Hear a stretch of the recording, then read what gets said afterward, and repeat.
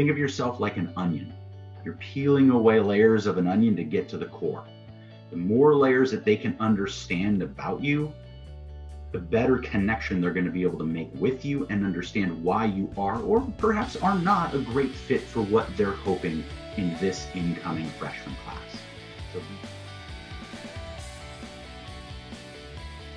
My name's Lindsay. I'm one of the counselors here at Premier College Guidance. Okay. So the topics for today is we're going to go over just like your senior year calendar. Okay. So pretty much what you should be doing month to month from September and on. Okay. We're going to look at what the colleges are looking for, creating a balanced list. This is one of the most important things that you can do, is create a balanced list, because we want you to get admitted to as many schools as possible. We want you to have a lot of choices, okay? I'm gonna talk about early action versus early decision. As I mentioned, we're gonna talk a little bit about essays, admissions decisions, and then I'm actually gonna be going through the common application, the overview line by line, like I had mentioned, okay?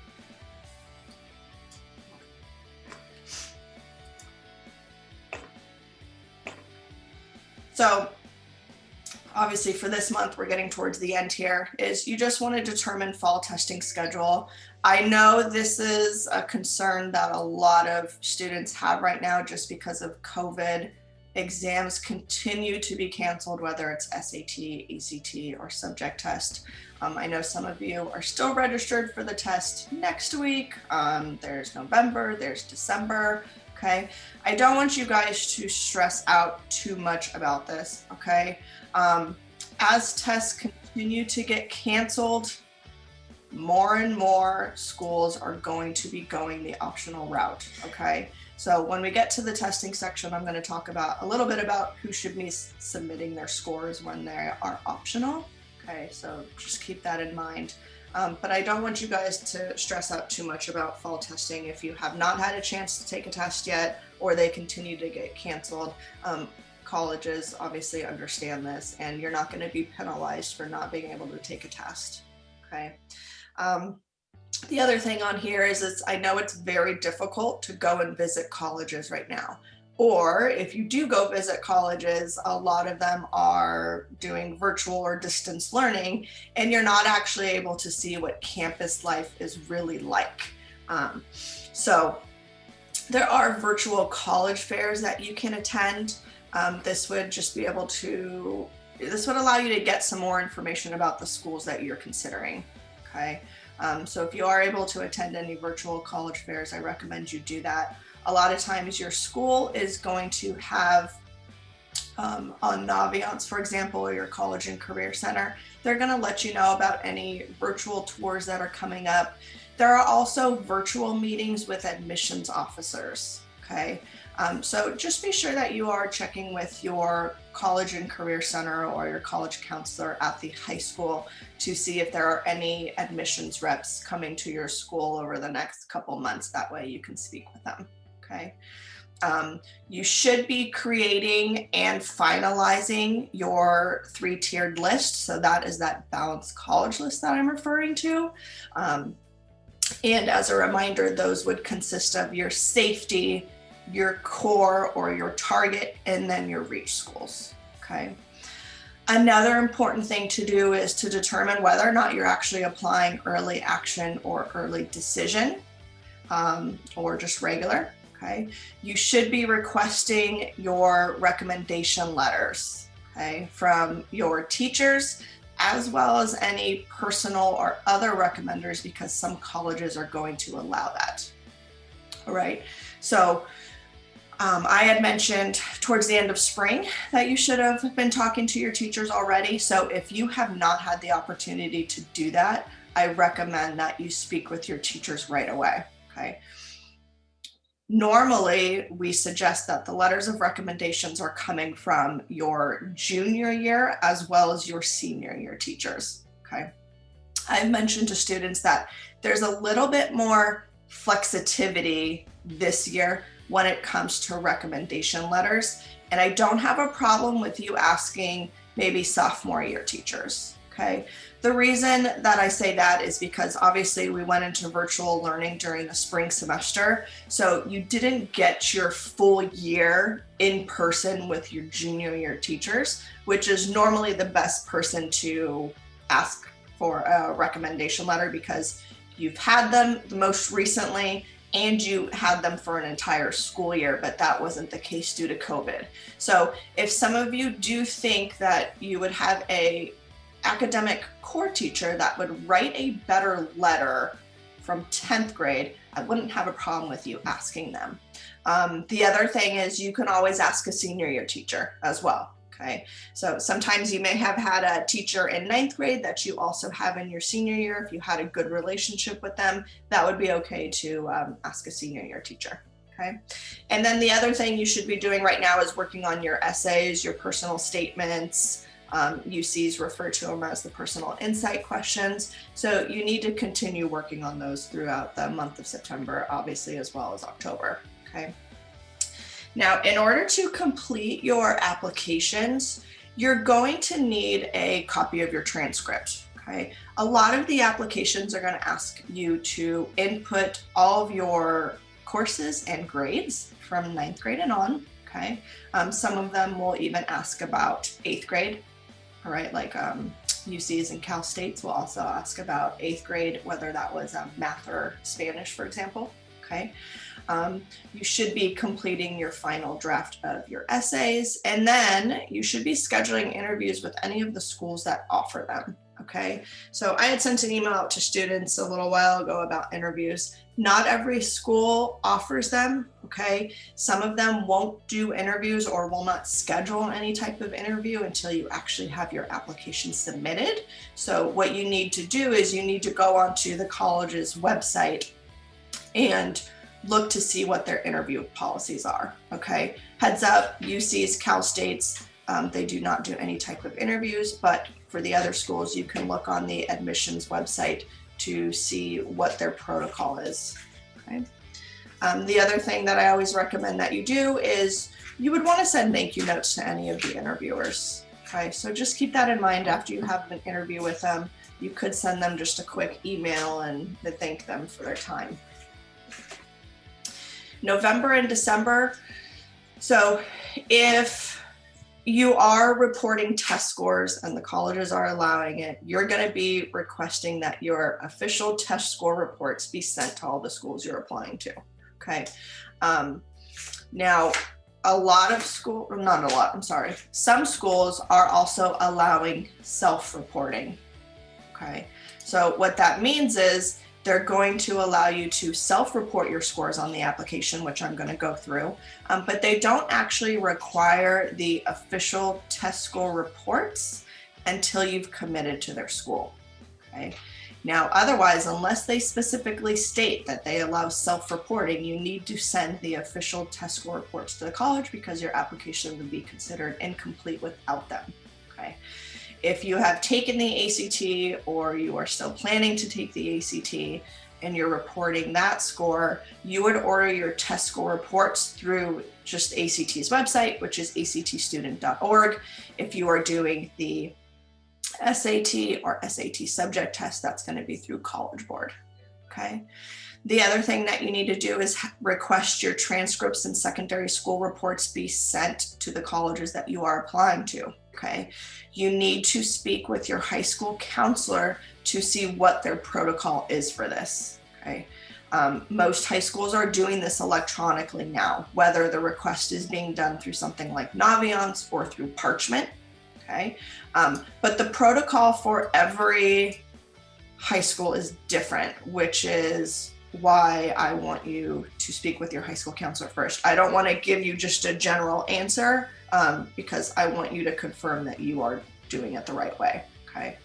Now, one other question that I had is, let's see, what date for recommendation letters from teacher and counselor? Now, I normally tell students when it comes to recommendation letters, as a heads up, October 15th is a good date. Okay. I know it seems really early. It's only, about 2 weeks out, but the reason that I say October 15th is because if you are applying early action, those deadlines are typically November 1st or November 15th, okay? It's possible that it's on October 15th as well, okay? Another question, just requesting transcripts and secondary school reports, is can you send in the transcripts after you apply? Now, you should be sending in the transcripts, test score reports if required, and recommendation letters by the application deadline, okay?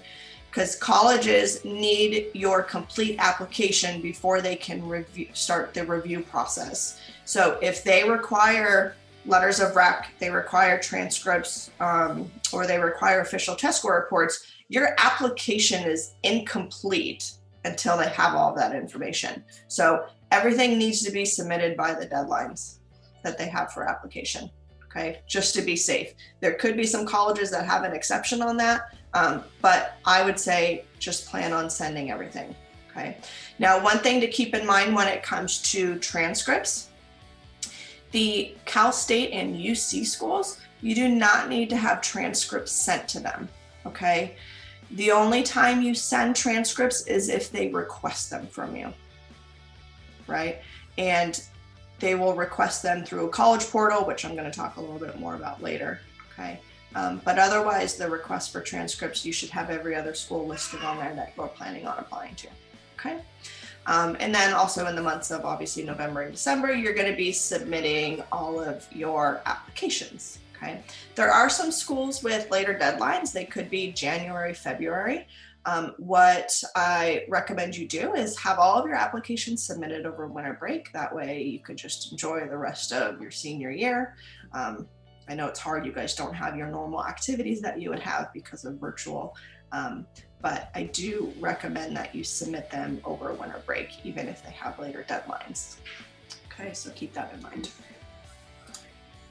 Okay, January, again, submitting applications if you need to submit some later on for whatever reason. You do want to follow up with the colleges to make sure that your file is complete. Okay, on here I mentioned check college portals. Typically, once you apply to a college, within 2 to 3 weeks, you're going to get an email from the school with portal information, okay? So with the portal, they're going to give you like a temporary username and password. You need to go in there and update the information and change your password if needed, okay? But what the portal allows you to do is it allows you to see what colleges have on file for you. So do they have your application? Do they have your recommendation letters, your transcripts, your official test score reports, okay? It is really, really important for you to check the college portals, okay? So as soon as you get that email after you've submitted your application, make sure you create your portal. And then I recommend that you do check that maybe every, I would say 2 to 3 times a week. Okay. The reason that I'm telling you to check it so often is, again, they're going to indicate if they're missing anything from you, but they also have specific deadlines that you need to meet in order to get whatever documents it is that they need. Okay. So if you create your portal in December and don't check it again till February, you may have had documents that they needed from you. And if you don't meet the deadlines, it's possible that they throw away your application and they don't consider you anymore. So I'm not trying to scare you, but at the same time, you guys just need to be on top of it when it comes to checking emails, whether it's from us and to-do items and deadlines that we assign, and making sure that you actually have your college portals created and you're consistently seeing that the colleges have everything that they need in order to review your app, okay? The other thing you need to do is make sure that your high school counselor has the complete list of colleges for mid-year reports. So a lot of these schools, you're applying to them before you even have your fall semester grades in, but it doesn't mean that they don't want to see how you did first semester of senior year, okay? So you are going to meet with your counselor, make sure they have an updated list. We like to see your list of colleges be finalized by October, but realistically, students change their list. They may take away some, they may add some schools. So we need to make sure that we have an updated college picks form for you, but you also need to make sure that your high school has the complete list of schools. That way they can send any transcripts or recommendations or mid-year reports, Okay. Scholarship search. What I mean by this is there are different private scholarships that you're able to apply to. Okay, so with the private scholarships, we will be sending out some links to you guys in the next couple weeks. Some of the private scholarships are not available just yet, but it doesn't hurt to go on there and look and see what you want to apply to. Okay. And then thank you notes to your recommenders. You know, they took the time out of their day, their busy schedule with virtual learning and assignments and exams and grading. And so you should be writing them some thank you notes for the letters that they've sent on your behalf. Okay.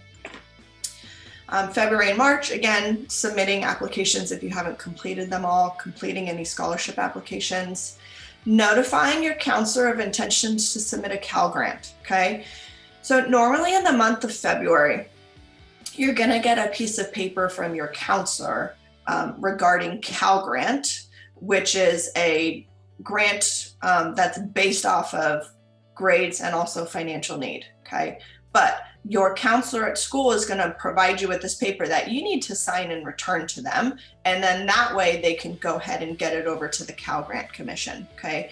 Now, Trevor is going to be talking to your parents a little bit more about this when it comes to the financial aid side, but it's really important for you to get this form back to your counselor because there is a deadline of March 2nd to have that in to the Cal Grant Commission. So, I will be talking about this with you guys in like January, just as a reminder, but just keep that in mind here, okay? And then you should be registering for any AP exams. We've been getting some questions from students on whether or not they should take AP exams for all of the schools that they are applying to, because they will most likely by the time they take it, they're already going to be committed to a college, okay? We do recommend that you still take the AP exams. So, one thing a question that I get is, how is the score going to affect my admission chances? Now, when it comes to AP exams, the grade you earn in the class is what is going to be considered for admissions purposes. That's calculated towards your GPA. The grade that you receive on the exam is going to determine whether or not you get college credit. Okay, so I still recommend that you do take the AP exams for any courses that you're taking in your senior year. April, you're going to be participating in admitted student events. Hopefully by this time COVID is gone, colleges are going to open back up and you can attend the normal events that they would have for you. Okay. But once you are admitted, the colleges are going to inform you of any admitted student days that they have. Okay. You should respond right away if you wish to remain on the wait list. All right, so I will be going over different decisions as we go through this, but waitlist is an option. Now, if you want to stay on the waitlist, you need to respond to the school, let them know. Sometimes they're going to require an essay be written as well. Okay. Now, the National College Commit Day is going to be May 1st. Okay. So you will hear back from all of your colleges by then, and you need to commit by May 1st. Okay. You will also be submitting any housing requests. Notify your counselor of your final decision. So you want to let them know where you committed, so that way they can send your final transcripts over to them. Okay. When it comes to final transcripts, just another thing to remember, it is so important that you guys continue to do well in your senior year. Okay. Do not get senioritis.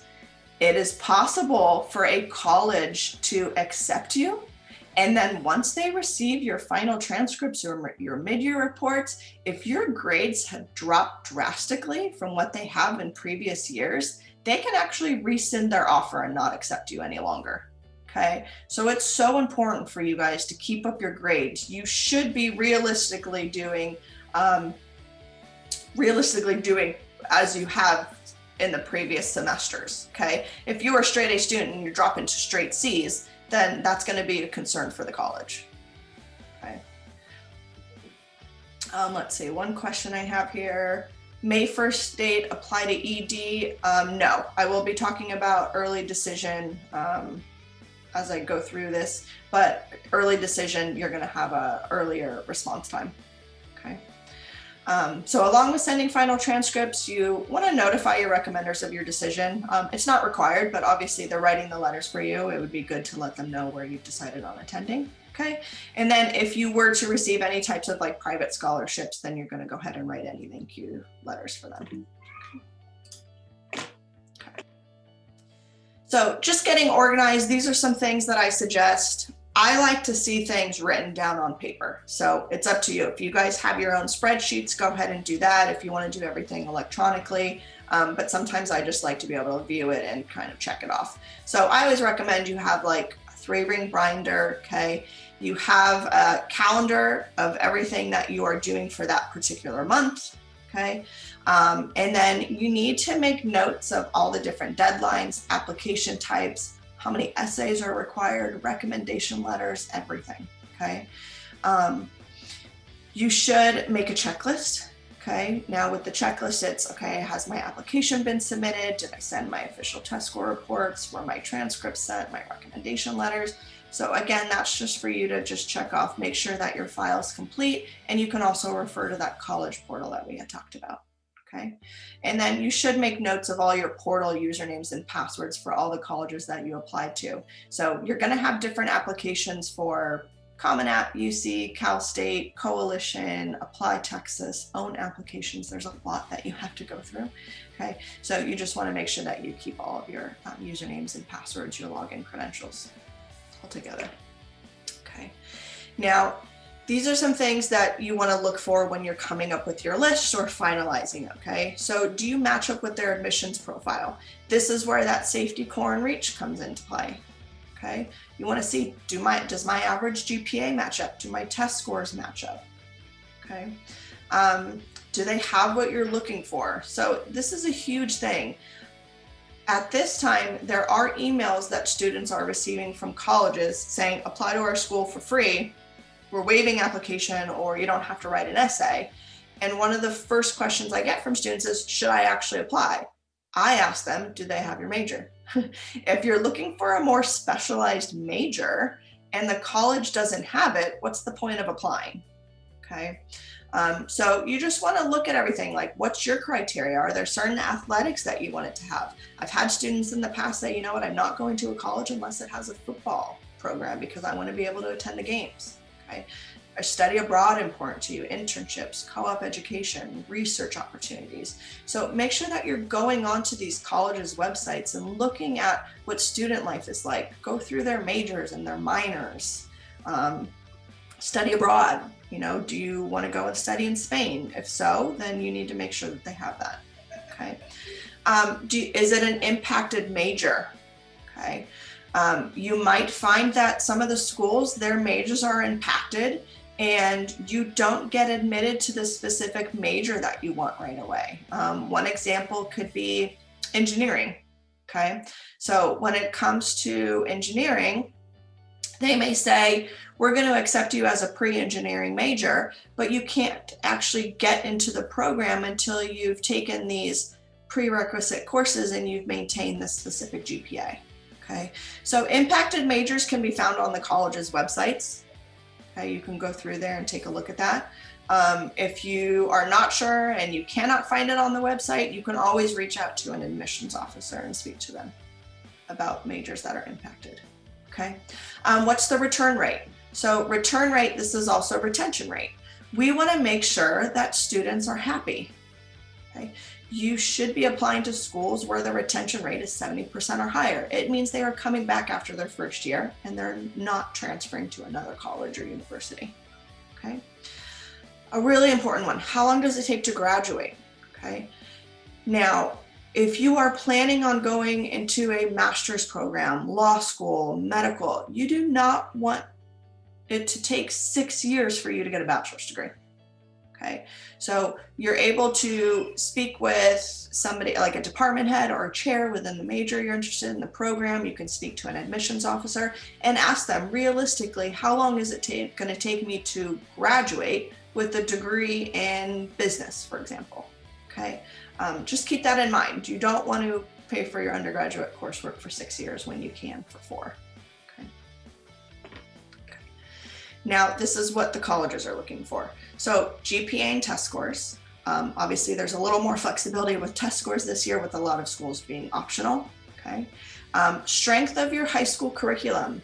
So they do want to see that you've challenged yourself, okay? That's another question that we get from some students in their senior years. Well, it's senior year, it doesn't matter. Can I take all CP instead of AP like I have? No, the colleges do want to make sure that you still have some rigor in your schedule. So you need to make sure that you're still challenging yourself.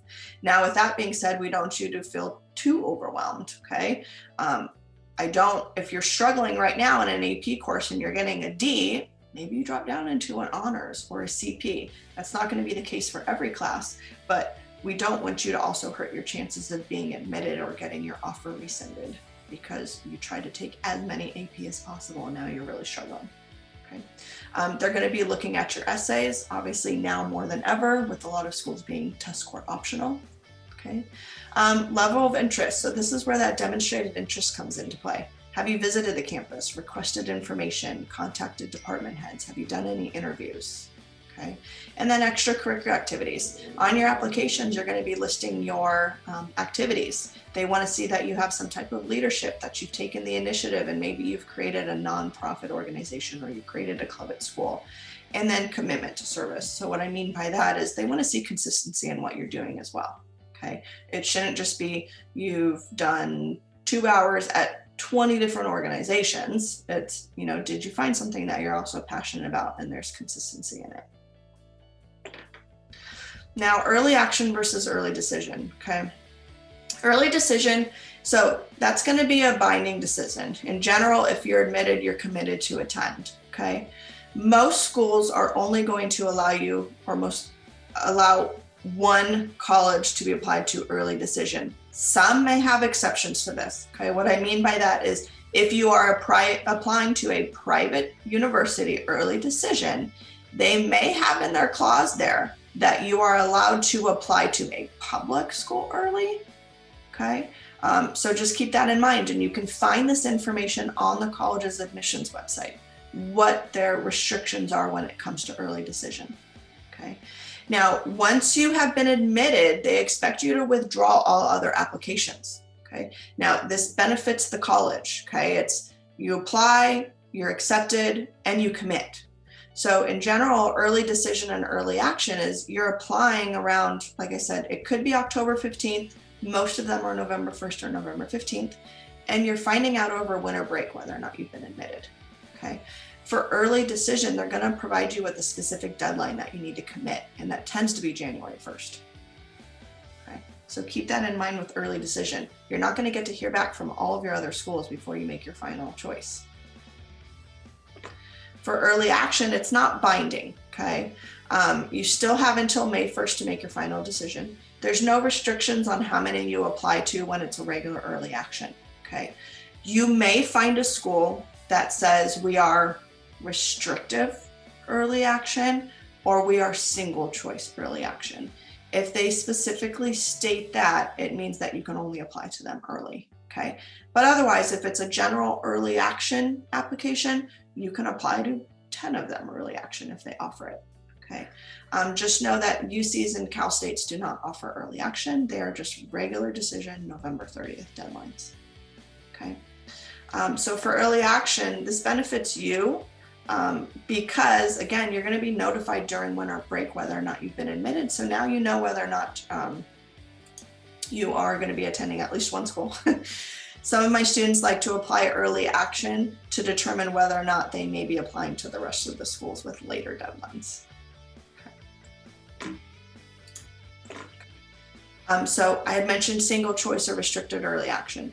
Okay, now it's non-binding, but you can still have up until May 1st to decide, but you are restricted to applying to any other schools early. Okay, so this benefits both the college and the student. You're saying you are my first choice school, so they see that they're top on your list, but you also have until May 1st. Okay. There's also rolling, priority, and regular. Okay, there's one more in here that I'll talk about. Now, rolling admission, it stays open until the class is filled. Okay, so they may have a rolling admission with no specific deadline, okay, but they may have a priority somewhere in there. So with priority, it says has a deadline, but will consider applications after the date until the class is filled. Okay.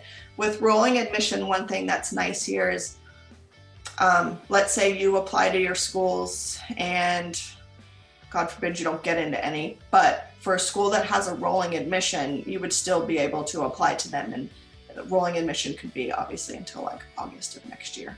Okay. If a school has a priority deadline, you want to meet that priority deadline if possible. Okay. Then there's regular admission. It has a definitive deadline. Like, this is the deadline. We are not accepting any applications after this date. Okay. So when it comes to deadlines and submitting your apps, I normally recommend that you are doing this at least 10 days before the actual application deadline. Okay. Minimum 5 days. And the reason I say that is sites tend to shut down. Okay.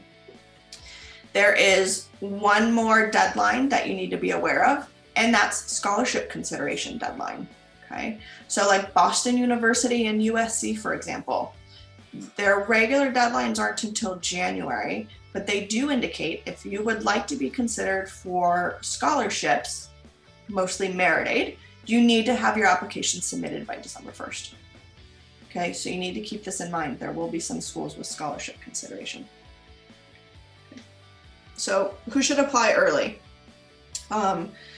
Now, you should have an idea of where you want to attend. Okay. And you would want to be in the top 25% of applicants. And what I mean by that is we need to look at your GPA and your test scores and where students have been admitted in previous years. Okay.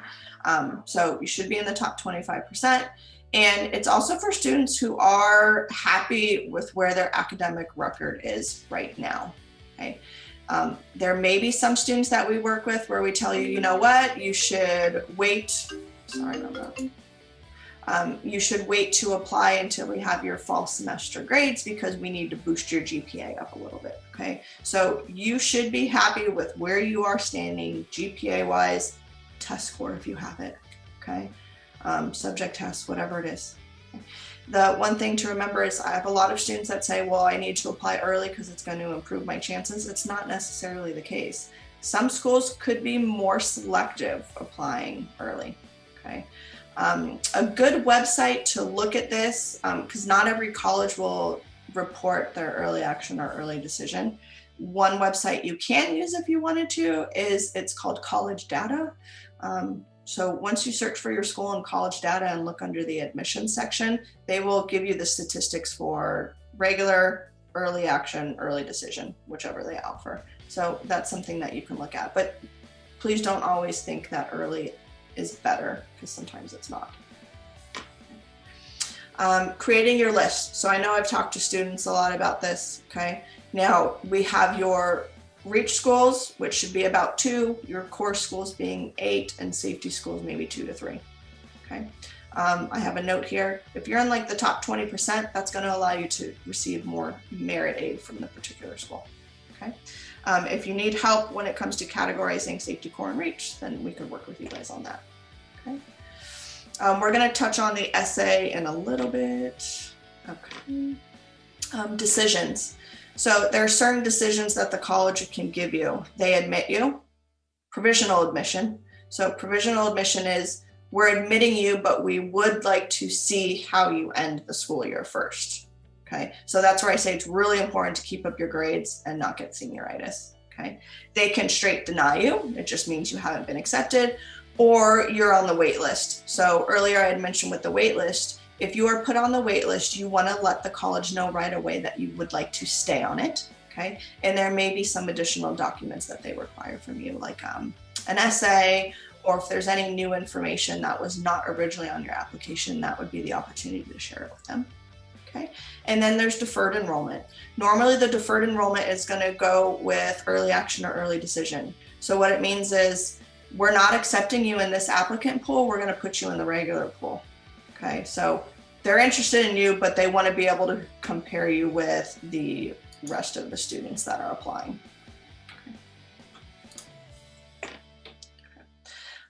What should you do if you're waitlisted? Obviously respond right away, check in with them periodically, and then provide them with any new information. Okay.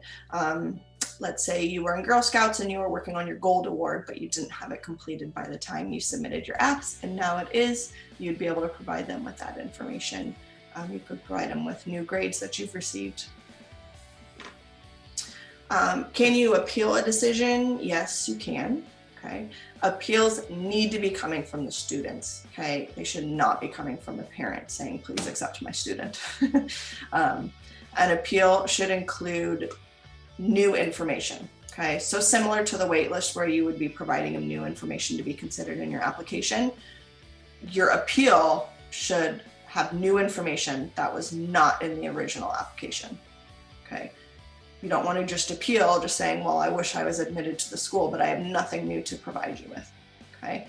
And then the appeal, you should also be including why you want to go there, why it's a good fit, what you're going to be able to contribute to the university, what they're going to be able to do for you. Okay.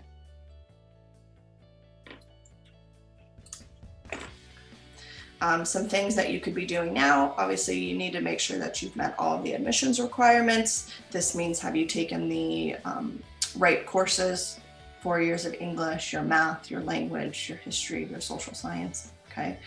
Looking over GPA requirements, testing requirements, if they require it now. A lot of schools are optional, okay?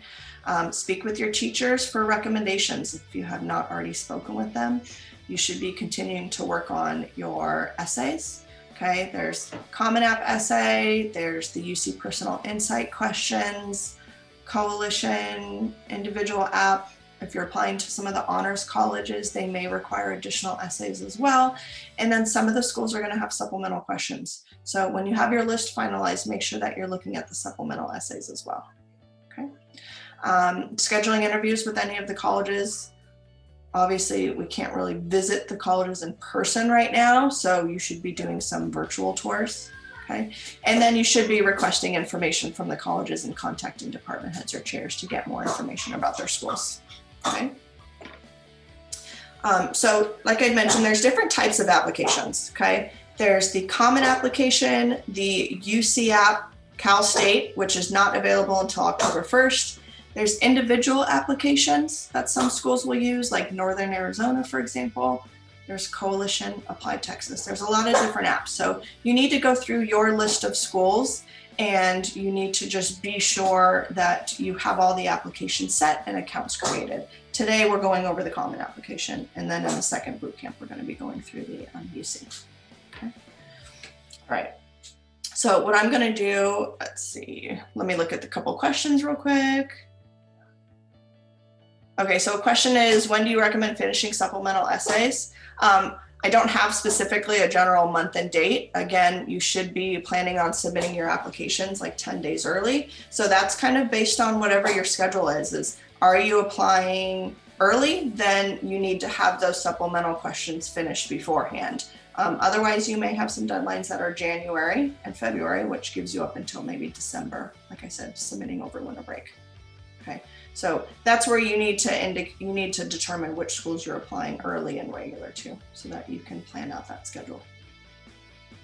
Okay, so let me go ahead and I'm going to pull up the common application real quick so we can start going over that. So again, if you guys have not had the opportunity to create your account for Common App, go ahead and do that. It's commonapp.org, and I am going to be going through the application. So as a reminder, I am not going to be stopping for long periods of time for you to complete every section. I just want to be able to go over the overview with you guys right now, and then you will be able to fill them out on your own.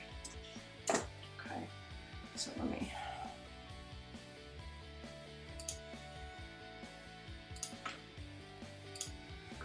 Okay. All right, so for the common application here. Now, once you've logged in, I'm gonna go ahead and get rid of these for a second so I can show you. Once you've created your account, this is what your dashboard for the common application is going to look like, okay? Now, you'll notice that there are no colleges listed here. You need to go in and individually add all the colleges that you are applying to, okay? So In order to do that, we're going to go ahead and go to college search. We can type in the school's name here, and then you're going to click the little plus sign to the left of the college. Now, once you add this college, what we're going to do is now we can go into the dashboard. So instead of giving us the general welcome message, now you're going to have your schools listed here. Okay. I am going to go through this individual section a little bit later, but I wanted to first show you how to actually add the colleges. So as soon as you log in, you're going to want to go through and add all the colleges that you are applying to that are part of the common application. Okay. Now, next we have the actual common app. Okay. This section right here is going to go to every single common application school that you apply to. Okay. This right here is not school specific. Okay. It's just going to all of them. In that dashboard section where I just added Chapman, I'm going to take you through the specific questions that are for the colleges. Okay. But right now, whatever you fill out here, which includes your activities and your essays, goes to every common app school. Okay. So some of these sections I'm going to go through a little bit quicker than others because it's just very general. Okay. So obviously personal information, you're going to go through and you're going to just put in your name. When they ask you here if you've used any other names, this is anything that could be included on your school paperwork, like transcripts, for example, or if there was like College Board or ACT. If you have a different name listed on there than your normal legal name, then you want to be able to provide them with that. Okay.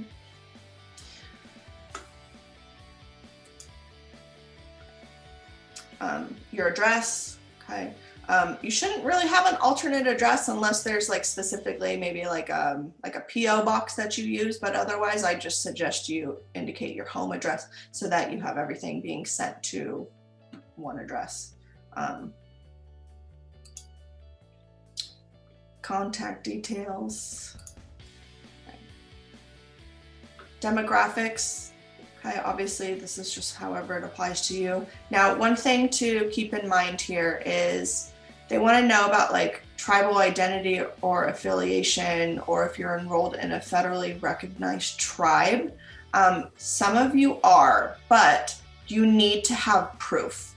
So you need to show paperwork that you are actually affiliated with a tribe or you're enrolled in it, because the college is going to ask you for proof. Okay, so unless you have proof or you can get proof, then you would indicate no here.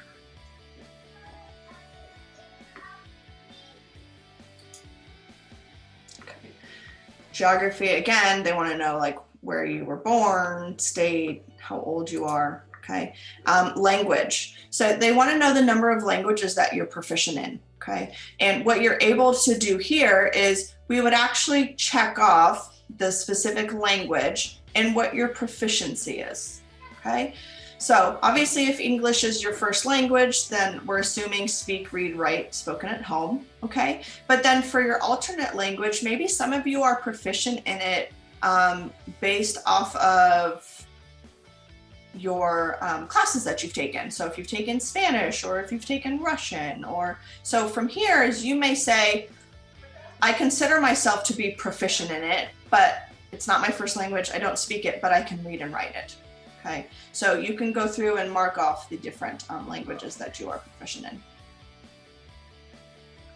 Okay. Some questions. Hispanics or Latinos. There's going to be, when you check off Hispanic or Latino, they're going to have, let's see, can you so question, can you leave some of the demographics blank? For example, religion, you can. If you don't want to answer it and it's not required, you can leave it blank. That's not a problem. You're just going to need to fill in everything that has an asterisk next to it. Okay. Another one is, yeah, I put down that I'm somewhat proficient in French from class, that would be fine. Okay, again, if you could speak, read, or write, maybe it's not spoken at home because your parents don't, but if you've learned it in class and you feel like you are proficient, normally students that are going to be up at like the AP language class, they may be proficient in a specific area. Okay. I always recommend, there's somewhere it says if you fill out the optional questions. I recommend that you fill out optional questions if you can. Okay, it's better just fill out the entire application. Citizenship. Okay, so what's really important here when it comes to Social Security number is you need to make sure that you look at your Social Security card. So get that from your parents if you need to, because when you put your Social Security card on here, your number on here, they link the financial aid forms to the Social Security that you have on your application. So if the number is wrong, then they're going to have a hard time linking the financial aid forms, and there's just a whole bunch of loops that you have to jump through. So please confirm that you have the correct Social Security number on here. Okay. Common App fee waiver. Okay. So what they're doing here is they want to know if there's certain circumstances that might qualify you for an application fee waiver. If you were to indicate yes, there are specific criteria here. Okay. So normally for our students that are on like free or reduced price lunch at school, you would be eligible for a Common App fee waiver.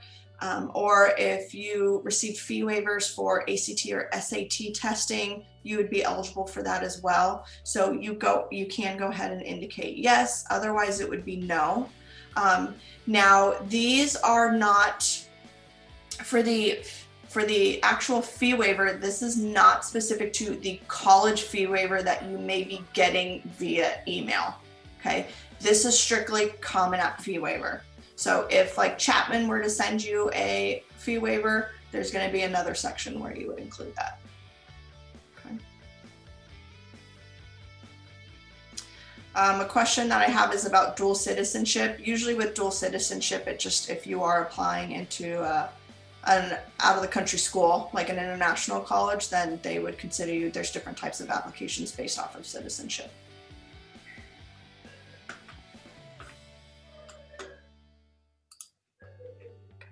So like I said, the profile, the personal information section, it's very straightforward, okay?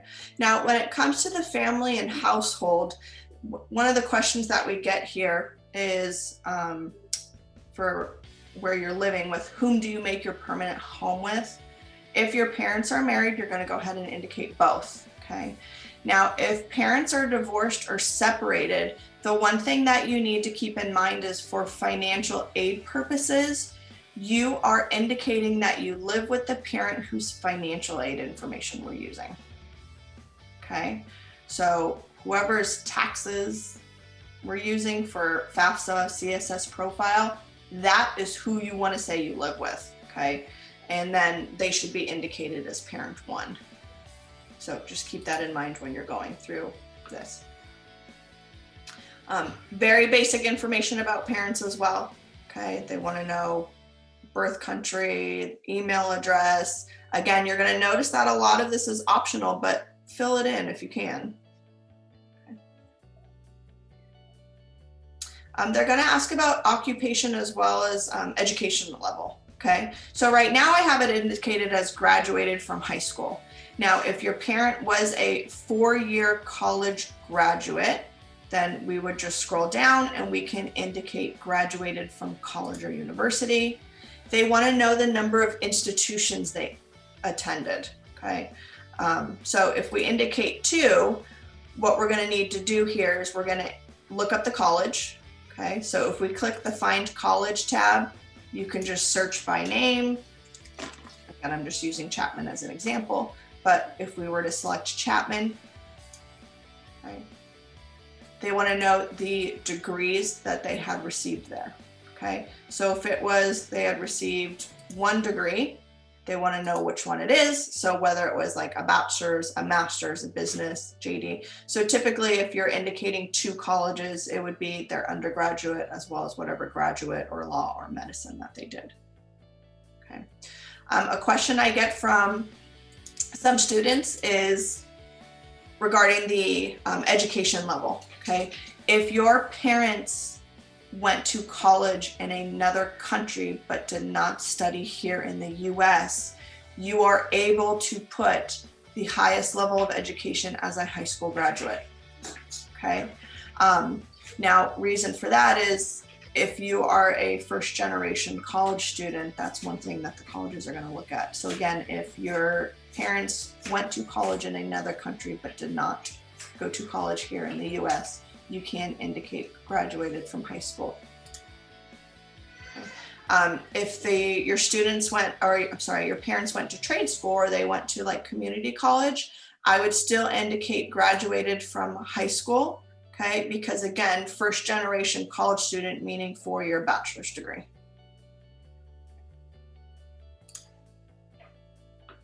They will ask for parent two's information, and then they're going to ask for any siblings information as well, okay? So they want to know the age of your sibling, education level, whether it's elementary, high school, if they graduated from college or are currently in college. So again, fill out everything that you can here. Okay, this is very basic. Now for your education, so I'm going to go ahead and remove this for now because I want to add it for you guys. When you go in, you're going to click on Find School, and you're going to be adding the high school that you are currently at. Okay, if you have attended more than one high school, there's going to be the opportunity for us to list that here, but this is your most recent school, so it is where you are now.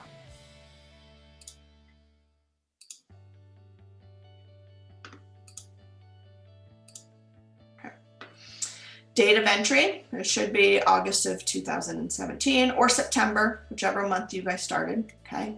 They want you to indicate whether or not it's a boarding school and if you're going to be graduating from the school, which should be yes, as well as your graduation date. You don't need to know the specific date. If it's May of 21, that's fine, June of 21.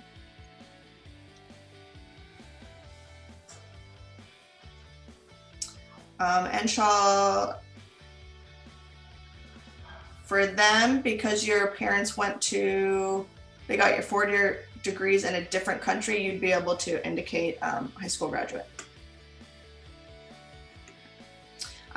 So here, indicate if any of these options will have affected your progression. Normally, I don't have any students here, so it typically is no change in progression. But if you did happen to take some time off, maybe a semester because of health issues, we would be able to indicate that here. Otherwise, it's typically no change in progression for seniors. Now, once we click continue here, this is going to be your opportunity to indicate if you have attended any other secondary or high schools, okay? So if you originally went to Agora High School in 9th grade, but you are currently attending Oak Park, you would have Oak Park listed as your current or most recent, and then you would list Agora from 9th grade, okay? The same applies to any high schools where you've done maybe additional courses. It could be like Apex or BYU Independent Study. If you are attending another high school outside of the your normal high school that you attend, you would want to go ahead and indicate that here. And the reason for that is they are going to expect transcripts be sent from whatever high schools that you attended. Okay. So some of you it's just, you've only attended your high school and that's it. Maybe you took summer school directly through your high school and that's fine. But for others, if you have attended additional high schools, you're going to want to indicate that.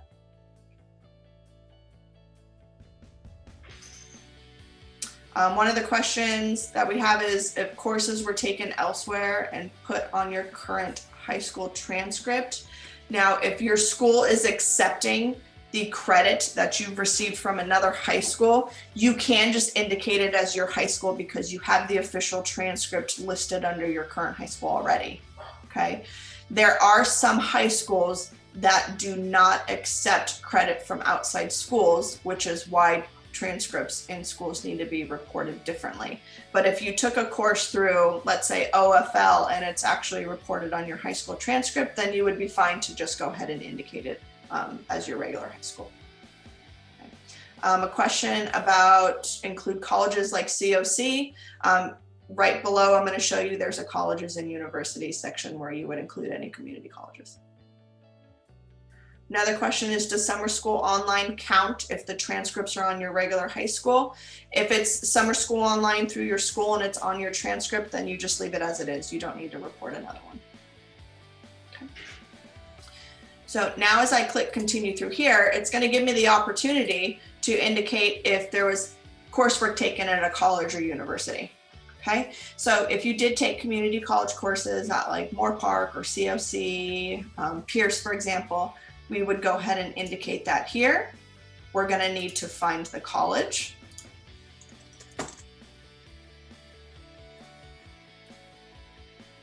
And then they want to know the details. So was it a dual enrollment with high school? So right now, a lot of high schools allow students to get dual credit. So you get high school credit and you get college credit. This is where you would indicate if it was a dual enrollment, okay?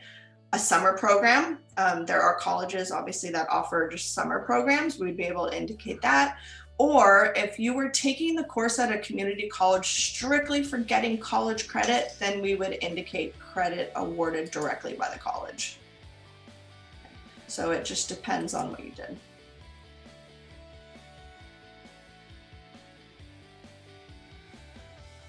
Okay, so another question is, what if you took a college class over 2 different summers? So what you would be doing here is you would indicate the college one from date to, so it would be, let's say, June of 2019, and then it would end up being to July of 2020. You could just go ahead and indicate whether it was a dual enrollment or credit awarded. Because again, you're going to need to send the transcripts to the college, so they're going to see that.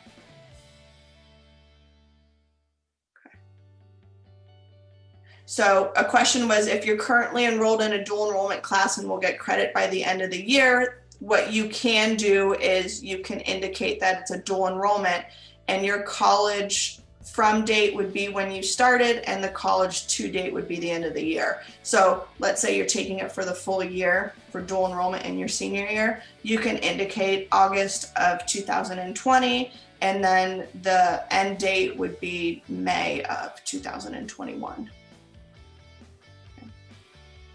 Degree earned, you guys aren't earning any degrees through it, so you wouldn't indicate anything here.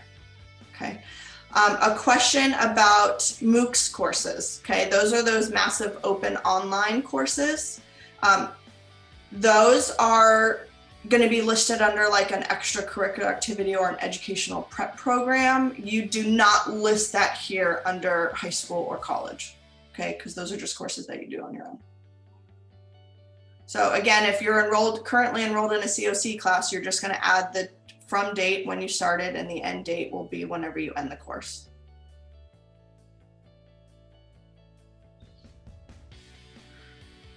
If you're in a community college system and you've attended multiple campuses, then you would just go ahead and indicate the specific campuses. If it was LA Valley College or Pierce, you would go ahead and just indicate both.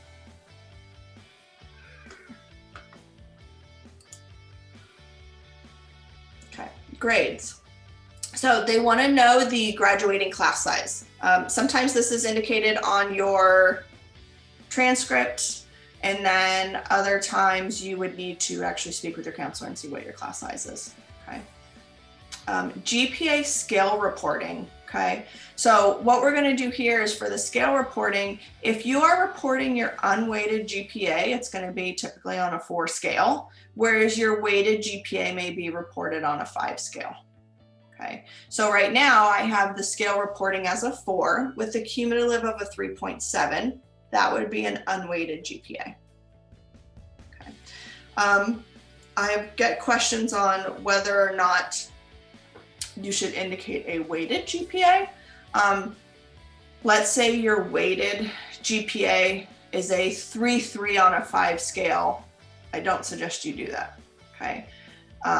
If maybe it's a 3.1 on a 4 scale or a 3.3 on a 5, you should be reporting your unweighted GPA. Okay. Typically, you're reporting a weighted GPA if you're above that 4 range. Okay. And obviously, this is specific to students depending on where they are GPA-wise. So when I do my general review of applications and I'm looking at your transcripts, I will indicate which GPA you should report. For now, fill them in, but I will double check it for you.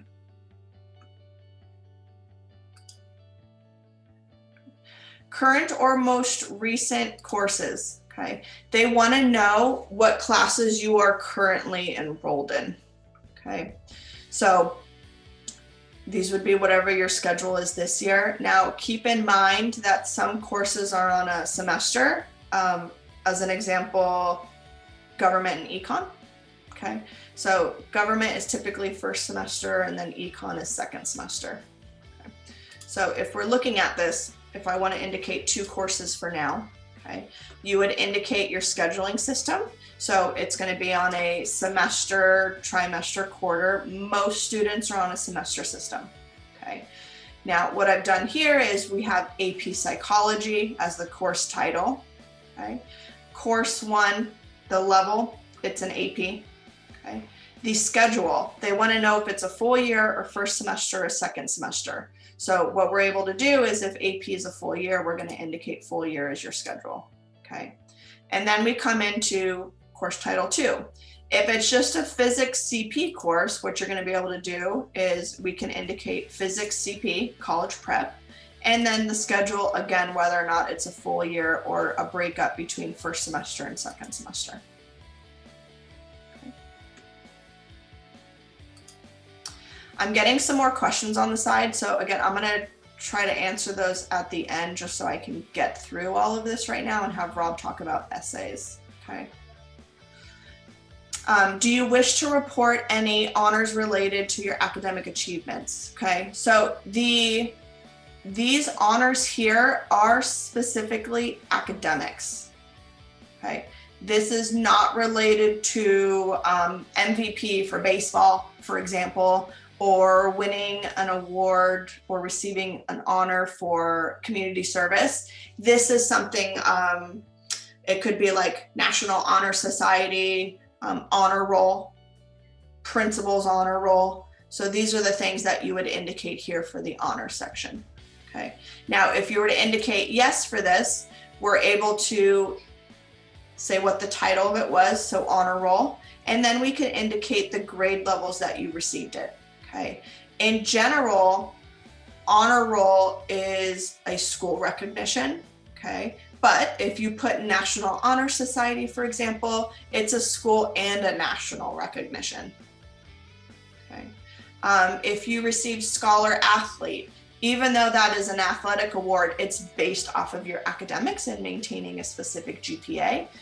So you would be able to indicate something like Scholar Athlete here as well.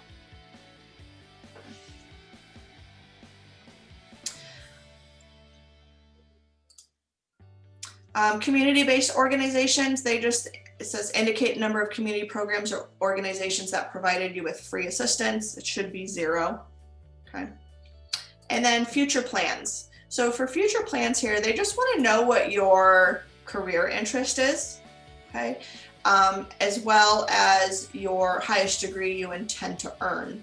So this is not the major that you are selecting for individual schools. It's just what are your plans? Okay. When we go into the school specific question, there's going to be the area there where we can answer majors. Now, next we have the testing section. Okay. So they want to know that in addition to sending official school reports, do you want to self-report scores? We always say yes to this.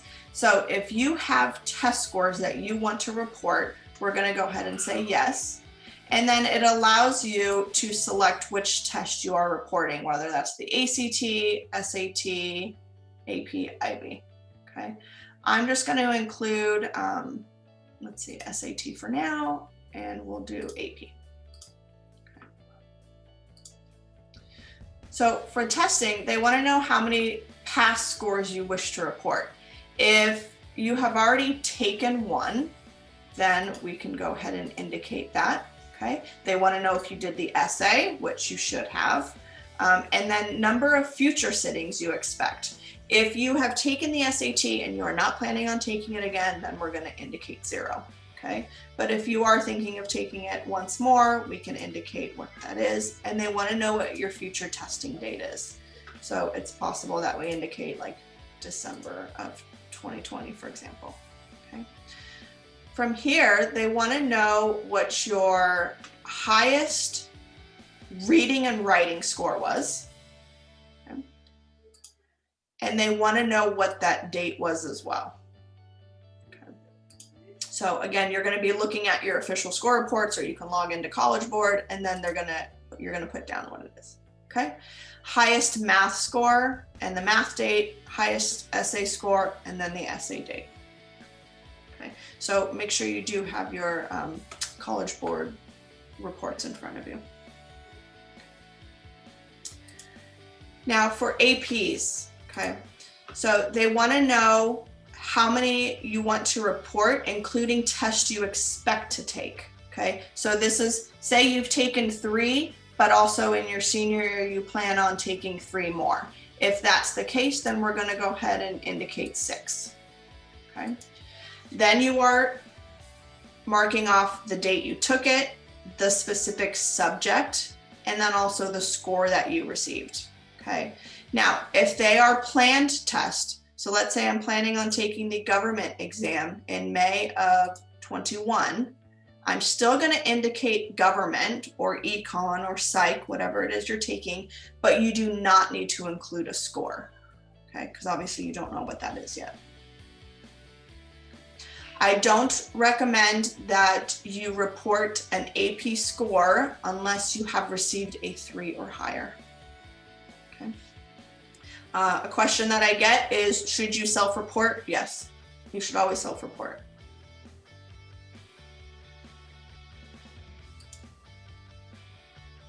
Okay. Now the activities section here, okay? So the activities here is they give you an example of the activities that you can include, okay? As well as family responsibilities. So family responsibilities, especially during COVID, for example, it could be maybe you were at home with your siblings while your parents were working and you had to take on responsibilities of cooking and cleaning and helping them with your homework. You are able to list those family responsibilities here, okay? Now you are limited on this application to 10 activities, okay? So the way it works is you would select your activity type. Okay, so we can go through if it's academic, art related, community service. There's a lot of different options on here. So you would click off whatever applies to you. Okay, so for now, I'm going to go ahead and indicate athletics for JV varsity. I'm going to say soccer for the sport, position or leadership description. For example, here we're putting down varsity captain, 9th, 10th, 11th, and 12th. And then the organization name, so it could just be your team name. So if we're doing this, it's Thousand Oaks. Okay. Now, description of the activity, you're going to notice here, you're very limited. It's 150 characters, not 150 words. Okay. So you want to just be very brief and to the point. This particular one, you'll see how short it actually is. So our team was CIF champions all 4 years. While playing, I earned scholar athlete each academic year, as well as MVP. And that's really all I can fit in here, okay? You wanna try to have the description in complete sentences if possible. Just know you're not gonna be able to put in as much of the description as you want, okay?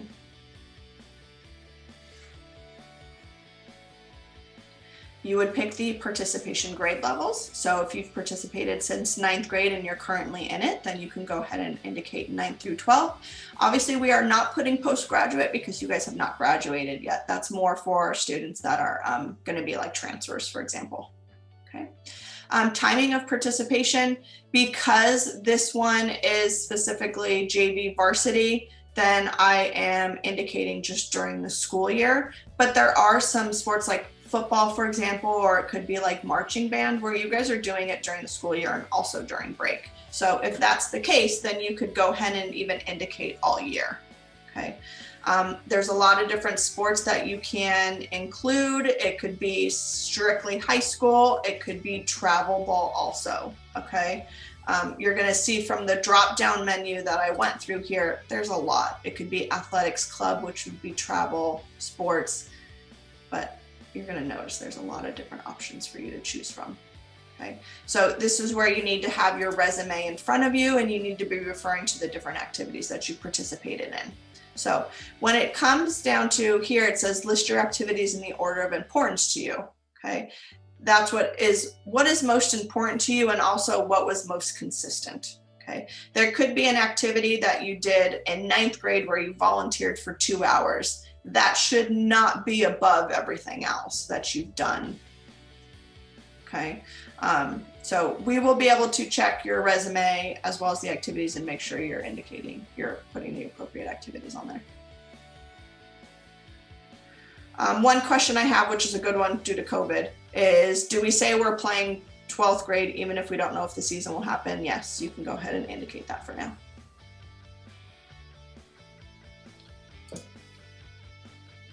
So after the activities, here comes the essay. Okay, so what you're doing here is, obviously not every college is going to require it. You would find it here listed on the left-hand side if they require the actual Common App essay, or on the right-hand side, it'll list the schools on your dashboard that don't require it. But essentially what you're doing is you're selecting the prompt that you are answering, and then you're copying and pasting it. Okay. It is 650 words. If you're at 655 words, it's going to give you a red flag and you can't submit. So you need to be 650 and below. Okay. If you are currently working on your essays, I don't recommend that you throw your essay in here until you actually have it finalized. Okay. So just wait, because you don't want to put in an old essay on accident and then you submit it. So wait until you have your essay finalized, and then when you're ready to submit, you can plug that in. Disciplinary history, this is also one that you're going to find on some of the applications for individual school questions, but they just want to know if you were ever like suspended, if there was behavioral misconduct. I'm assuming no for all or most. Okay. Additional information. So obviously a new one here with COVID. But the additional information section here is where it gives you the opportunity to list any like circumstances or qualifications that's nowhere else on the application. Now, a lot of students don't have anything to write here. You are not required to share anything. Okay, just keep that in mind. So for here, for COVID, they want to know if there were certain like long-lasting impacts that it had on you. Now, if I look at the COVID-19 FAQ here, you're going to see it's going to give you some examples. So illness or loss within your family, employment or housing disruptions, food insecurity, toll on mental and emotional health. So those are some examples of what you could explain there if you wanted to. Okay. So if I don't want to share anything on COVID, there's also an opportunity if you wish to provide details of circumstances that are not related to COVID at all. So one thing could be, let's say you have a specific learning disability that you would like the college to be aware of. You would be able to explain that here if it's not already included in your regular essay. If you were typically a straight A student, but one semester you got C's, because you were out sick for a month or there was a death in the family, you would be able to explain that here and tell them why you had received those certain grades. Okay. But as a reminder, not everybody has something to write, so it's okay to leave it blank. Okay. Now, there are schools that are going to, let me add one more school here real quick for you guys. There are some schools that are going to require you to indicate all the courses and grades you've taken. So let me see okay. So under the courses and grades section here, you should have your transcripts in front of you, okay? But they want you to list the classes you've taken and the grades you've received, all right? So here, if I click continue, we're gonna go into 9th grade, okay? So what I'm gonna do is click on edit 9th grade, right? And then you're going to pick your school name, which would just be in a drop-down menu based off of what you've already input, right? Your school year, so because it's 9th grade, it should be 17 to 18, okay? Grading scale, most, if not all of you are on an A through F. I do have some students that might be on the 1 to 100, but most of the students in this particular area are an A through F. And schedules being semester. Okay.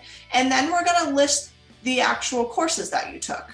So we would indicate English as the subject. You are going to type in the course name exactly how it shows on your transcript. Okay. So here I put English 9AB, course level being regular because it's not honors, it's not specifically CP next to it, and it's not AP. Okay. Question I have is, do the transcripts have to be official? No, not when you are entering in your courses and grades, but you just want to make sure that it's the most recent. Okay. Now we have semester grades. Okay. So if you're on a semester system, you're indicating first semester, second semester grade, and then they have a final. Final does not apply to you. I know there is an asterisk here, but it allows you to submit without filling in that section because it's not a requirement based off of you being on a semester system. Okay, so just keep that in mind. I've had a couple questions on that. Okay, semester credits. Now, this is dependent on what's reported on your transcript. Okay, some schools may report 0.5 as a semester, other will say 5. So you need to look on your transcript and report whatever's on there. Okay. Now, once you've finished, I only put 2 in as an example. Okay. You can indicate I've reported all of my courses and grades if you've listed everything. And now we get to continue on to the next section. So there's a green check mark here because it's been completed. So as I had mentioned, even though there is an asterisk there under final, you don't have to put it if your school does not use a final grade. Okay. Now, another question that I'm getting is if you're indicating plus or minus. If your report card or your transcript shows it, then yes, you're reporting it on here. Every application is different, but Common App will see plus or minus. When you do the UC app, they will not. Okay. So you're going to go through 9th, 10th, 11th. And then there's 12th grade. Sometimes students get confused on this. So the question is, do you have 12th grade courses listed on your transcript that have been issued official transcript grades? This is only if you actually have something listed for 12th right now, which you should not unless you took a summer class and your high school listed it as summer session 12, for example. So I would say 99% of you are going to say no to this because you do not have any grades that you can list yet. You don't have first semester grades. Okay. Now, other courses, okay? Here, they're indicating middle school, post 12th grade, summer, okay? So if you took Spanish 1, for example, in middle school, you can indicate that here on the application. Summer courses are also going to be listed here, all right? So if I want to go ahead and indicate yes to this, I'm going to click on Edit Other Courses, and we'll see here. So if I do Thousand Oaks, school year, let's just say 17-18, grading scale, okay? Now, it's going to still be on a semester system, okay? But this is where you are able to indicate any of these summer courses that you've taken, all right? Now, the other thing that you need to be aware of is you are not able to list your middle school on here, okay? So what you would be doing is if you are listing any middle school courses, like I said, like Spanish 1, or the other option is normally Algebra 1 or Geometry if you took upper level math, okay? You would list it under your high school. So we would indicate Thousand Oaks High School, but the school year is going to be the year that you were in 8th grade. Okay. So for you guys, it's 16, 17. And by looking over the school year, they're going to take into account that it was a middle school course and not a 9th, 10th, 11th, or 12th grade course. Okay. Don't worry, I'm going to be reviewing this for you guys, looking at your transcript. So if you have questions on it, but just know that. Question is, if it's listed on your transcripts already, do you need to list it? Yes, if the colleges on your list require it. So when I click back on this here, some schools require that you actually list your courses. So regardless of it being listed on your transcript or not, you need to put it on here. Okay. Another question is about health. If you list that for the common application, You can list every course that you've taken. When it comes to the UCs, they are A through G specific. Okay. But on the Common App, you can list every course in grade from 9th grade or from middle school and on. Okay. So now this is the general Common App. Okay. Once you've completed each section in its entirety, you're going to get green check marks all along. Okay. So as a reminder, this is the one that will go to every school that you apply to. So now if we were to go to the dashboard, this is the section here where we are able to list, we'll go through the school specific questions. Okay. So I have Chapman pulled up. Okay. It's going to give me some general information about when their deadlines are. Okay. Early action, early decision, regular. Okay.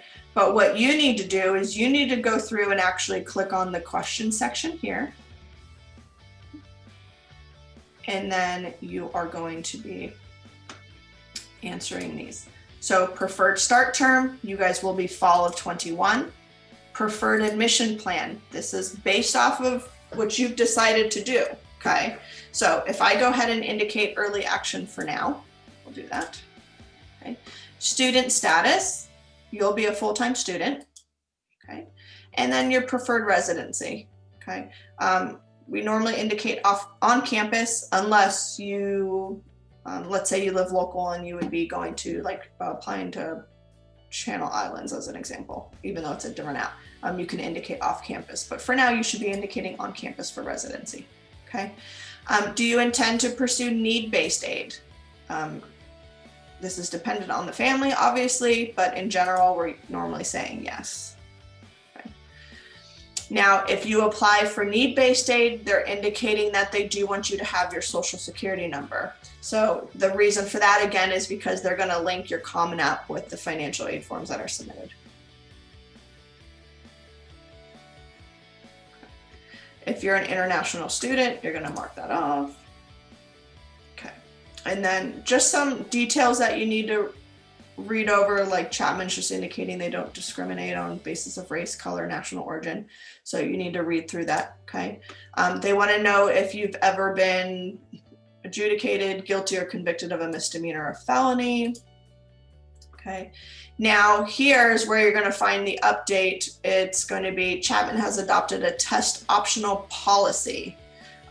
So here you would indicate if you would like to apply as a test optional candidate. I tell students, if you are within the range of where students have been admitted, then you would go ahead and submit your test scores. But if you fall well below, then you shouldn't be submitting them to be considered.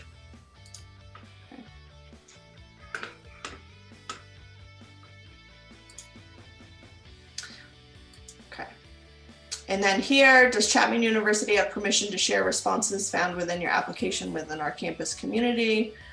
This is a new one here. So if you want to have them share, it could be different scholarship opportunities that they might be able to share within their community that you could possibly be eligible for. So you can go ahead and say yes to that.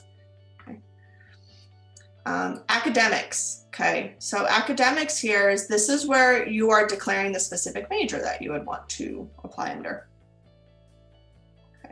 So we'll indicate biological.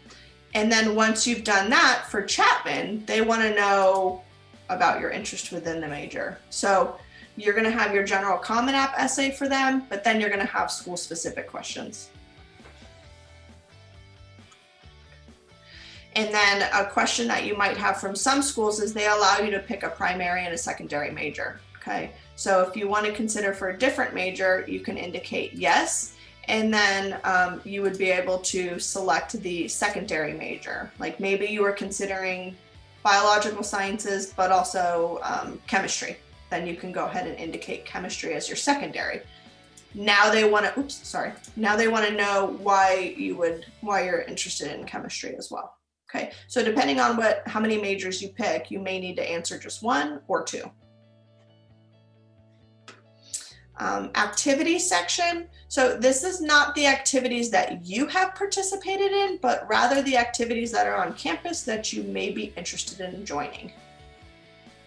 Okay, so you can go through this. It's not required, but you're just showing them that you would have interest or you would be participating on campus. Okay, you're allowed to list up to 5. Now, some schools, I had mentioned on the common application, you're limited to 10 activities, okay? So what you're able to do here for Chapman is they will actually allow you to submit a resume, okay? So what you would do is you could just upload it from your computer or your Google Drive. In general, I tell students, if you have more than 10 activities that you would like the opportunity to share with the college, then you should be submitting your resume. If your resume has all the same information that you've already included, there's no point in uploading it, okay?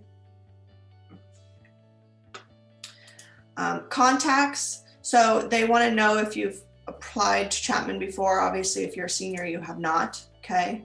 And then have you engaged with them through virtual programming? So again, they've updated this because of COVID.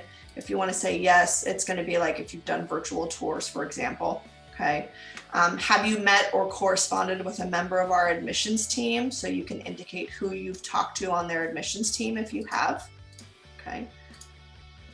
And then they want to know how you learned about Chapman. It's more just for marketing purposes. They want to find out how students are hearing about them. Okay. So you can indicate what that is here. It could be just internet, for example. Okay. And then would you like to receive information via text? So that's just if you want some text alerts and maybe some reminders from Chapman, you can go ahead and do that. So family information. So they want to know if any siblings are applying as well. So if you have like a twin that's applying, or maybe a family member that's like a transfer student applying, you can say yes. And then they want to know if any parents or legal guardian work at Chapman. So these are questions that you're going to find on multiple schools. So just keep that in mind. Okay. So now we come to some extra questions that you need to answer. So not only did you have to answer why you were interested in the majors you selected, there are a few more questions that Chapman's going to require you to do as well. Okay. So here, out of the thousands of universities and colleges, why are you interested in attending Chapman? You need to be specific with your answer. Okay. It can't be you're in a good location and you're a core school. You need to talk about what the school has to offer and why you're applying to them over the thousands of other colleges that are out there, okay? So talk about the programs that they have to offer. Are there certain teachers that you would like to learn from? Are there certain study abroad programs? Are there activities on campus that other schools do not have? So try to be as specific as possible if you can, okay? Now they have another question. So you pick one of the 2 prompts here. So choice 1 or choice 2, and then you answer the question that goes along with that. Okay. And then they have some fun questions for you to answer, like what's your dream job? Who's your role model? Name a dish you would cook for our admissions team. So it's just a way for them to get to know you a little bit more about your personality. Okay. So that is specific to Chapman. Now comes the recommenders and FERPA section, okay? Now you have to do the FERPA release authorization, all right? So when we go through here, you will not have a check mark here, okay? But this is what it's gonna look like, all right? So here you've read, you wanna read through everything, obviously, but essentially what you're doing is you are waiving your right to review any applications that are sent on your behalf. And the reason for that is the colleges don't want to see that there's any type of bias in these letters that are written. So you should be waiving your rights to review the letters or documents, okay? It doesn't mean that you can't ask your teachers if you could read them. That's fine if they want to give it to you. But most of the time, teachers and counselors do not provide the letters to students, okay? Now you're going to see here that this one, because I selected Thousand Oaks High School, it's linked to the Naviance account, okay? So once you select your FERPA authorization, you are able to link your Naviance account to the common application by logging into your Naviance program, okay? You would click on the section where it says colleges I'm applying to, and then you would type in your email address for Common App and the 2 accounts linked together. Okay, so just keep that in mind. That's how it works. Now here you're going to see for the counselor, There's nothing input right now. And the reason for that is because obviously it hasn't been submitted. But as soon as a counselor submits any documents that are required through Naviance, or if they submit any of the teacher recs, you are going to see a box here that says submitted, and it's going to show the date that they were submitted. Okay. Now, some of you are not using Naviance, which is fine. Okay. Your school doesn't use it. There's a different way that you would be inviting recommenders, and it's going to be similar to this one right here. Okay. Now, for Chapman, you're going to see that they don't require another recommender, but they allow one. So I do suggest that you submit a recommendation if you can. So the way you would do this is we would click on invite other recommender. You're going to type in their email address. Okay. Their relationship. So is it arts, clergy, coach, employer, family member? So for now, I'm going to go ahead and indicate arts teacher. You can say the title.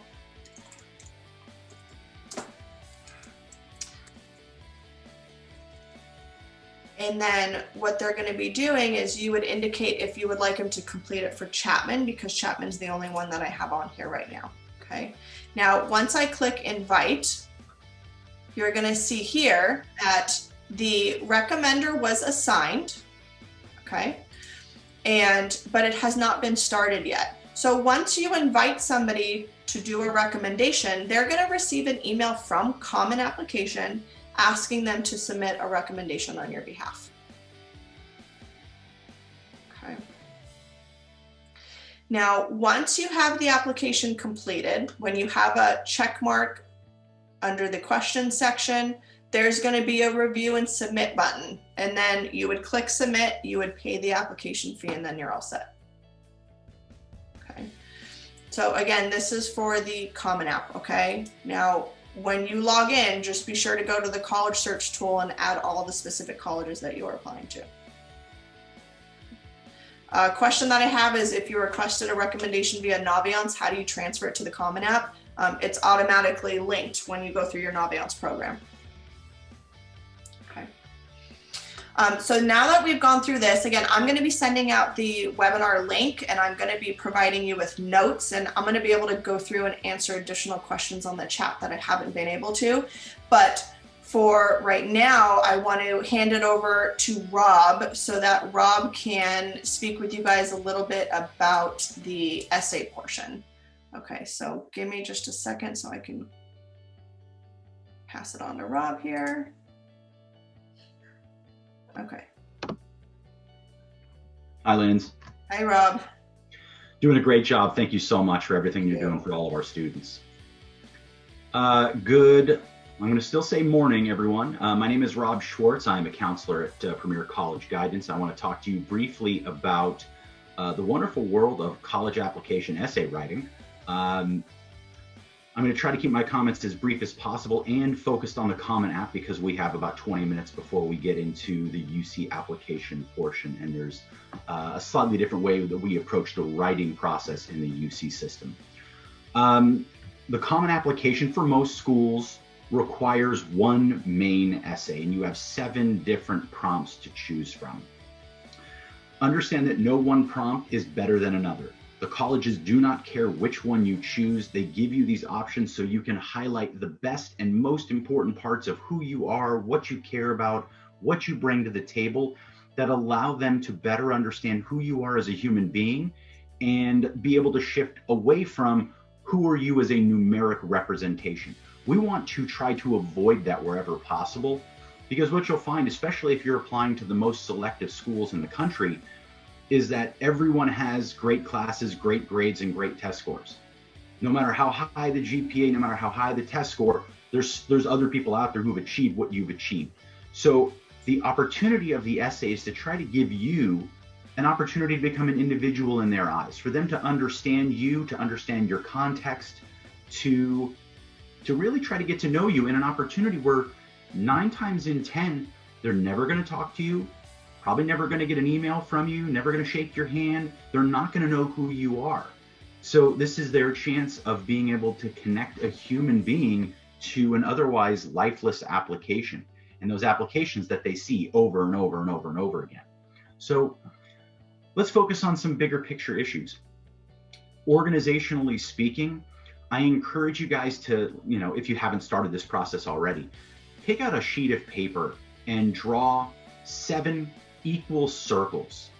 And this is just for the common application. We'll talk about what we do with UC in a little while. And read each of those prompts carefully, preferably a couple of times.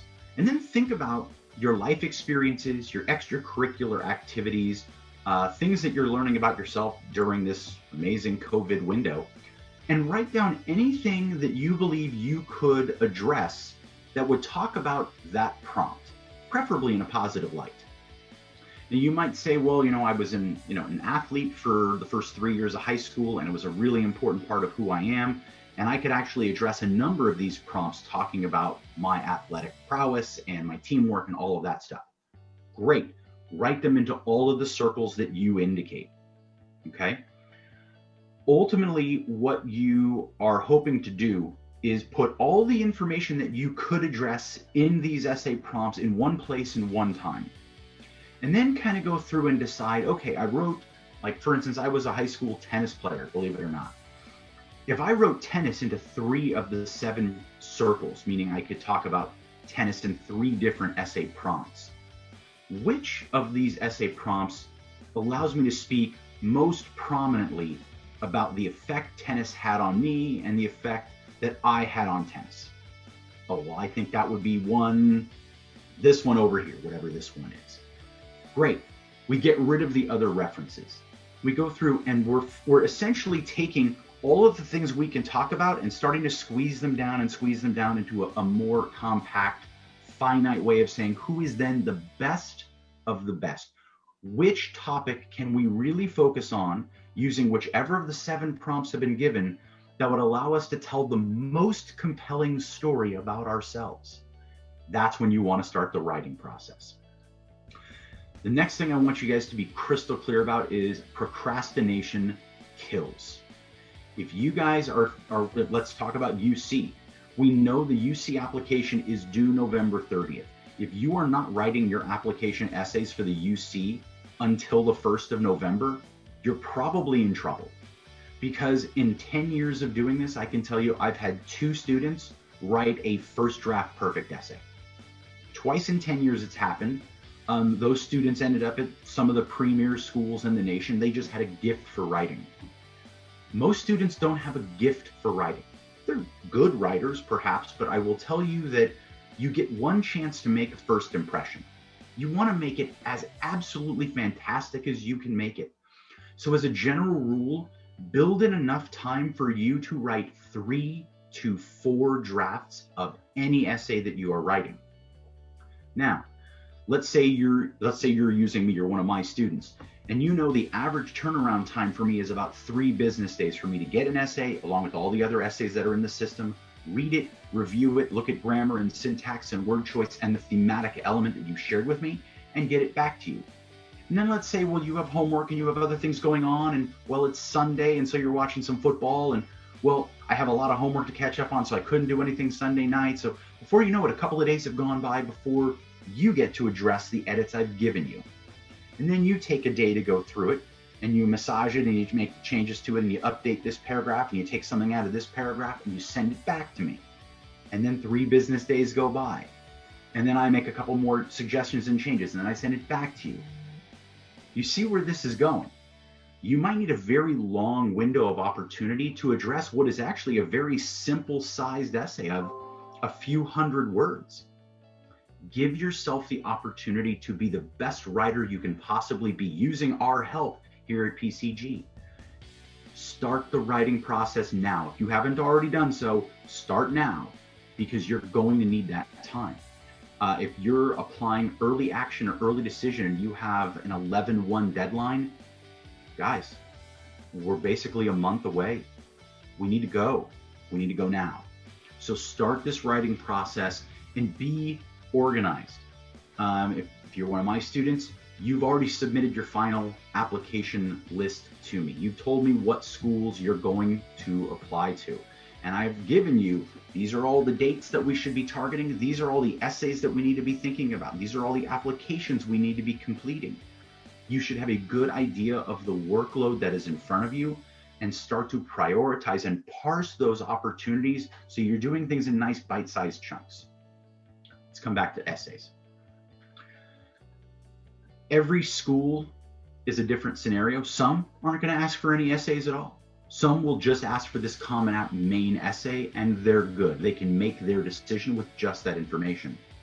And then there's the schools that are frankly obnoxious. Stanford is one I always pick on because they ask for 11 supplementary essays.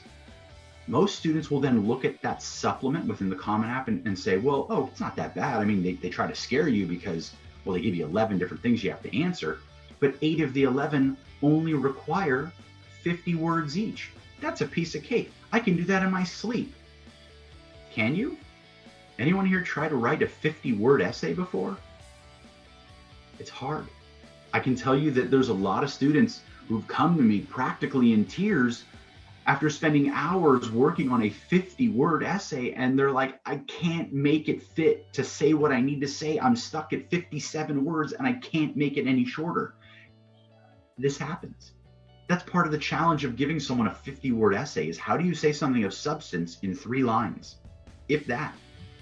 It's harder than you think. So again, plan to give yourself the time to be the best writer you can possibly be. Give us at PCG the time to be the best editors you need us to be.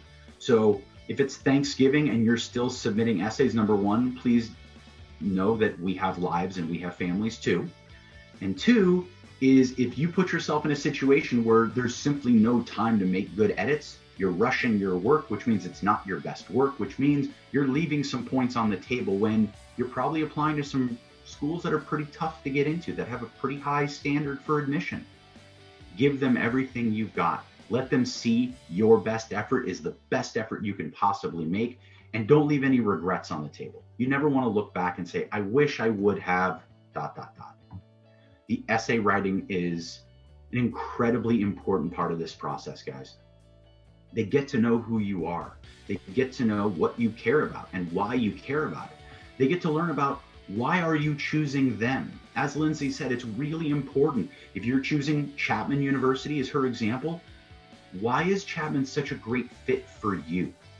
If you're mentioning where they rank, you've already failed the assignment. Well, they greatly appreciate that you look at things like their US News and World Report or Forbes ranking, which I will tell you is garbage. But that's not the reason to choose them. And frankly, it's not the reason for them to choose you. What is it this institution specifically does that excites you? What professors do you want to work with? What programs are available? What extracurricular opportunities are available? Have you encountered people who've gone there? Have you talked to representatives of the school who've shown a light that lets you say, wow, I could end up studying at this school for the next 4 years. How lucky am I?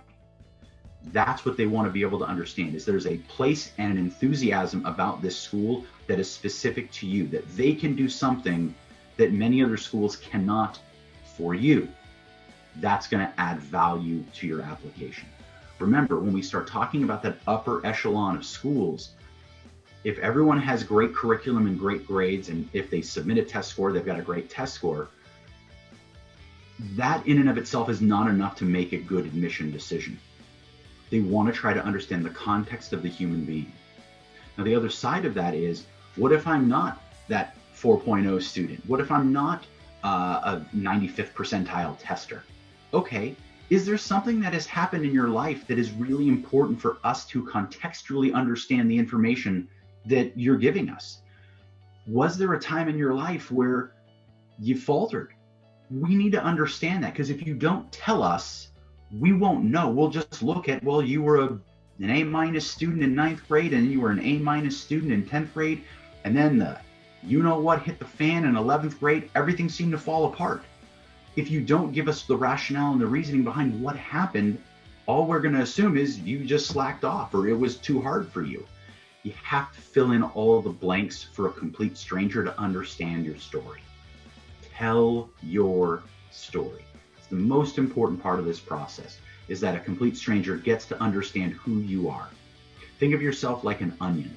You're peeling away layers of an onion to get to the core. The more layers that they can understand about you, the better connection they're going to be able to make with you and understand why you are or perhaps are not a great fit for what they're hoping in this incoming freshman class. So be thorough, take your time to do the job right, plan to give yourself enough time to do the job, plan to give us enough time to be the great backstop that you have asked for, and let us give you the best guidance we possibly can on these essays because we know you.